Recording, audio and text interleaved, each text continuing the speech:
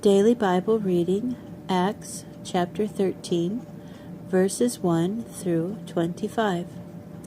In the Antioch congregation were prophets and teachers: Barnabas, Shimon, known as the Black, Lucius from Cyrene, Menachem, who had been brought up with Herod the governor, and Shaul.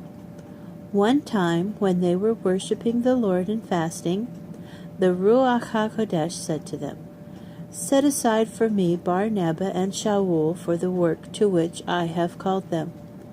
After fasting and praying, they placed their hands on them and sent them off. So these two, after they had been sent out by the Ruach HaKodesh, went down to Seleucia, and from there sailed to Cyprus. After landing in Salamis, they began proclaiming the word of God in the synagogues, with Yochanan, Mark, as an assistant, and thus they made their way throughout the whole island. They ended up in Paphos, where they found a Jewish sorcerer and pseudo-prophet named Bar Yeshua. He had attached himself to the governor, Sergius Paulus, who was an intelligent man.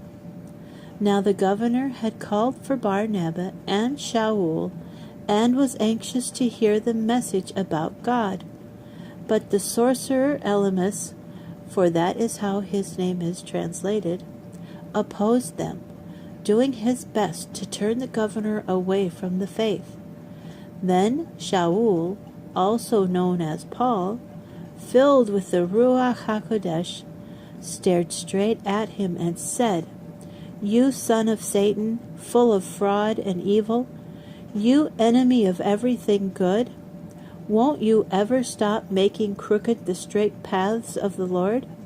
So now look, the hand of the Lord is upon you, and for a while you will be blind, unable to see the sun." Immediately mist and darkness came over Elymas, and he groped about, trying to find someone to lead him by the hand. Then, on seeing what had happened, the governor trusted, astounded by the teaching about the Lord.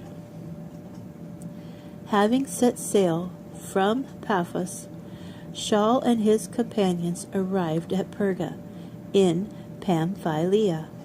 There Yochanan left them and returned to Jerusalem. But the others went on from Perga to Pisidian Antioch, and on Shabbat they went into the synagogue and sat down. After the reading from the Torah and from the prophets, the synagogue leaders sent them a message: "Brothers, if any of you has a word of exhortation for the people, speak." So Shaul stood, motioned with his hand, and said, "Fellow Israelites and God-fearers, listen. The God of this people Israel chose our fathers. He made the people great during the time when they were living as aliens in Egypt, and with a stretched out arm he led them out of that land. For some 40 years he took care of them in the desert, and after he had destroyed 7 nations in the land of Canaan, he gave their land to his people as an inheritance. All this took about 450 years. After that, he gave them judges, down to the prophet Shemuel. Then they asked for a king, and God gave them Shaul ben Kish, a man from the tribe of Benjamin. After 40 years, God removed him and raised up David as king for them, making his approval known with these words: "I found David ben Yeshai to be a man after my own heart. He will do everything I want." In keeping with his promise, God has brought to Israel from this man's descendants a deliverer, Yeshua. Now before the coming of Yeshua,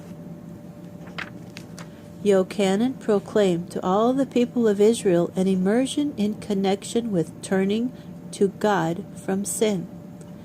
But as Yochanan was ending his work, he said, "What do you suppose I am? Well, I'm not. But after me is coming someone, the sandals of whose feet I am unworthy to untie.